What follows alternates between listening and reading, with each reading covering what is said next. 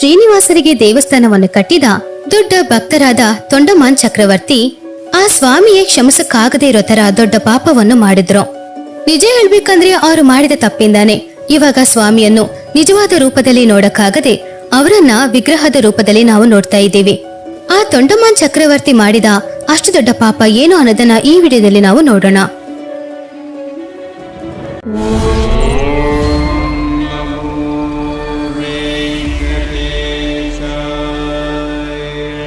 ಒಂದಾನೊಂದು ಕಾಲದಲ್ಲಿ ಕೂರ್ಮುಡು ಅನ್ನುವ ಒಬ್ಬ ವ್ಯಕ್ತಿ ಇದ್ರು.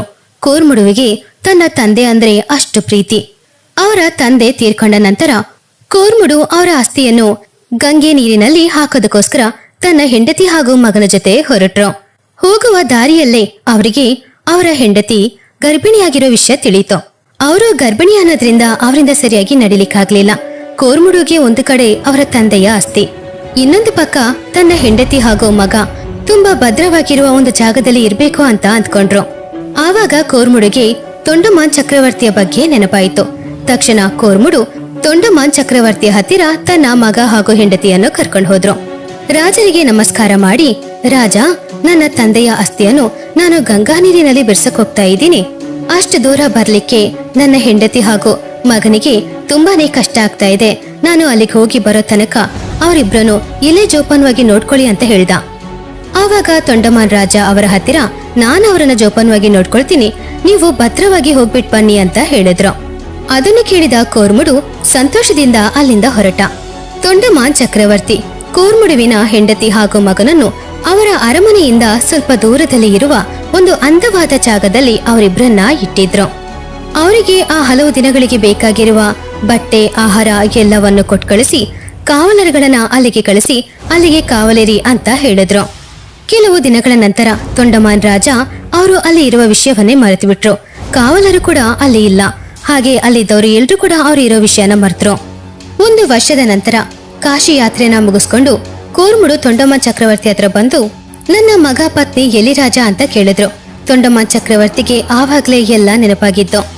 ರಾಜನಿಗೆ ಏನ್ ಹೇಳ್ಬೇಕು ಅಂತ ಅರ್ಥ ಆಗದೆ, ಕೂರ್ಮುಡು, ನಿನ್ನ ಹೆಂಡತಿ ಮಕ್ಕಳು ಎಲ್ರೂ ತುಂಬಾನೇ ಚೆನ್ನಾಗಿದ್ದಾರೆ. ನಿನಗೆ ಒಬ್ಳು ಹೆಣ್ಮಗಳು ಹುಟ್ಟಿದ್ದಾಳೆ. ಎಲ್ರೂ ಒಟ್ಟಿಗೆ ಸೇರಿ ಶ್ರೀನಿವಾಸರನ್ನು ನೋಡೋದಕ್ಕೋಸ್ಕರ ವೆಂಕಟಾಚಲಕ್ಕೆ ಹೋಗಿದ್ದಾರೆ. ಬೇಗನೆ ಬಂದ್ಬಿಡ್ತಾರೆ. ಅಲ್ಲಿವರೆಗೂ ನೀನು ಛತ್ರದಲ್ಲಿ ಉಳ್ಕೋ ಅಂತ ಹೇಳಿದ್ರು. ಹಾಗಂತ ಏನೇನು ಸುಳ್ಳುಗಳನ್ನ ಹೇಳಿ ತಕ್ಷಣ ಅವರ ಹೆಂಡತಿ ಹಾಗೂ ಮಗು ಇದ್ದ ಜಾಗಕ್ಕೆ ಬಂದು ನೋಡಿದ್ರು. ಆ ಜಾಗದಲ್ಲಿ ಕೂರ್ಮುಡುವಿನ ಪತ್ನಿ ಹಾಗೂ ಮಗು ಸತ್ ಹೋಗಿ ಅಸ್ಥಿಪಂಜರಗಳಾಗಿದ್ರು. ಆವಾಗ ತೊಂಡಮಾನ್ ಚಕ್ರವರ್ತಿ ತುಂಬಾನೇ ಹೆದರಿ ಅಲ್ಲಿಂದ ವೆಂಕಟಾಚಲಕ್ಕೆ ತಕ್ಷಣ ಹೋದ್ರು. ವೆಂಕಟಾಚಲದಲ್ಲಿ ಸ್ವಾಮಿ, ಭೂದೇವಿ, ಶ್ರೀದೇವಿ ತಾಯಿಯ ಜೊತೆ ಇದ್ರು. ತೊಂಡಮಾನ್ ಚಕ್ರವರ್ತಿ ಬರುವ ವಿಷಯ ತಿಳ್ಕೊಂಡ ತಕ್ಷಣ ಶ್ರೀದೇವಿ, ಭೂದೇವಿ ಇಬ್ರು ಕೂಡ ಅಲ್ಲಿಂದ ಬಚ್ಚಿಟ್ಕೊಂಡ್ರು. ತೊಂಡಮಾನ್ ರಾಜ ಸ್ವಾಮಿಯನ್ನು ಹುಡ್ಕೊಂಡ್ ಬಂದ್ರು. ಸ್ವಾಮಿ, ನಾನು ದೊಡ್ಡ ತಪ್ಪು ಮಾಡ್ಬಿಟ್ಟಿದೀನಿ, ನೀವೇ ನನ್ನನ್ನ ಕಾಪಾಡ್ಬೇಕು ಅಂತ ಸ್ವಾಮಿ ಹತ್ರ ಹೇಳಿದ್ರು ತೊಂಡಮಾನ್ ರಾಜ. ಆವಾಗ ಸ್ವಾಮಿ, ತೊಂಡಮಾನ್, ನೀನು ಎಷ್ಟು ದೊಡ್ಡ ತಪ್ಪು ಮಾಡಿದ್ಯಾ ಅಂತ ನಿನಗ್ ಗೊತ್ತಾ? ಆಶ್ರಯ ಕೊಡ್ತೀನಿ ಅಂತ ಹೇಳ್ಬಿಟ್ಟು ಇವಾಗ ಅವರೆಲ್ರೂ ಸತ್ತೇ ಹೋದ್ರು. ಇದು ಎಷ್ಟು ದೊಡ್ಡ ಪಾಪ ಗೊತ್ತಾ ಅಂತ ಕೇಳಿದ್ರು. ಆವಾಗ ತೊಂಡಮಾನ್, ಸ್ವಾಮಿ, ನಾನು ಗೊತ್ತಿಲ್ಲದೆ ತಪ್ಪು ಮಾಡ್ಬಿಟ್ಟೆ, ದಯವಿಟ್ಟು ನನ್ನನ್ನ ನೀವೇ ಕಾಪಾಡ್ಬೇಕು ಅಂತ ಸ್ವಾಮಿ ಹತ್ರ ಬೇಡಿ ಕೇಳ್ಕೊಂಡ್ರು. ಸ್ವಾಮಿ ತಕ್ಷಣ ಕೂರ್ಮುಡುವಿನ ಪತ್ನಿಯ ಅಸ್ಥಿ ಹಾಗೂ ಅವರ ಮಗನ ಅಸ್ಥಿಯನ್ನು ತಗೊಂಡು ಪಾಂಡವ ತೀರ್ಥಕ್ಕೆ ಹೋದ್ರು. ಅಂತಹ ಪವಿತ್ರ ತೀರ್ಥದಲ್ಲಿ ಸ್ವಾಮಿ ಅವರ ಅಸ್ಥಿಗಳೊಂದಿಗೆ ಮುಳುಗಿ ಬಂದಾಗ ಅವರೆಲ್ಲರಿಗೂ ಕೂಡ ಪ್ರಾಣ ಬಂತು. ತೊಂಡಮಾನ್ ಕೂರ್ಮುಡು ಹತ್ತಿರ, ನಿನಗೊಬ್ಳು ಹೆಣ್ಮಗಳು ಹುಟ್ಟಿದಾಳೆ ಅಂತ ಹೇಳಿದ್ರಿಂದ ಆ ತಾಯಿಯ ಗರ್ಭದಲ್ಲೇ ತೀರ್ಹೋದ ಆ ಹೆಣ್ಣು ಮಗುಗೂ ಕೂಡ ಅವರು ಪ್ರಾಣವನ್ನು ಕೊಟ್ಟಿದ್ರು. ಆವಾಗ ತೊಂಡಮಾನ್ ಚಕ್ರವರ್ತಿ ಕೂರ್ಮುಡುವಿನ ಪತ್ನಿ ಹಾಗೂ ಮಕ್ಕಳನ್ನು ಕೂರ್ಮುಡು ಹತ್ರನೇ ಒಪ್ಪಿಸ್ಬಿಟ್ರು. ಆವಾಗ ಆ ಪಾಂಡವ ತೀರ್ಥವನ್ನು ಅಸ್ಥಿ ತೀರ್ಥ ಅಂತಾನೂ ಹೇಳ್ತಾ ಇದ್ರು. ಆವಾಗ ಸ್ವಾಮಿ ತೊಂಡಮಾನ್ ಹತ್ರ, ತೊಂಡಮಾನ್, ನನ್ನ ಭಕ್ತನಾಗಿದ್ದು ನೀನು ಸುಮಾರು ಪಾಪಗಳನ್ನ ಮಾಡ್ತಾ ಇದೀಯಾ. ನಾನಿದ್ದೀನಿ ಅನ್ನುವ ಧೈರ್ಯದಲ್ಲಿ ನೀನು ಪಾಪಗಳನ್ನು ಮಾಡ್ಕೊಂಡೇ ಹೋಗ್ತಾ ಇದೀಯಾ. ಈ ದಿನದಿಂದ ನಾನು ನಿನ್ನನ್ನು ಬಿಟ್ರೆ ಉಳಿದವರಿಗೆ ವಿಗ್ರಹದ ರೂಪದಲ್ಲೇ ದರ್ಶನ ಕೊಡ್ತೇನೆ.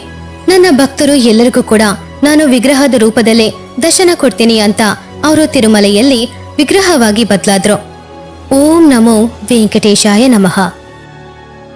ಹೀಗೆ ತೊಂಡಮಾನ್ ಚಕ್ರವರ್ತಿ ಮಾಡಿದ ಪಾಪದಿಂದ ಸ್ವಾಮಿಯನ್ನು ಇವಾಗ ನಾವು ವಿಗ್ರಹದ ರೂಪದಲ್ಲಿ ನೋಡ್ತಾ ಇದ್ದೀವಿ. ಆಮೇಲೆ ಕೂಡ ತೊಂಡಮಾನ್ ಚಕ್ರವರ್ತಿ ಅಹಂಕಾರ ಕಡಿಮೆ ಆಗ್ಲಿಲ್ಲ. ಆವಾಗ ಸ್ವಾಮಿ ಏನ್ ಮಾಡಿದ್ರು ಅಂತ ತಿಳ್ಕೊಳ್ಬೇಕು ಅಂದ್ರೆ ಪಾರ್ಟ್ 6ಗೆ ಕಮೆಂಟ್ ಮಾಡಿ.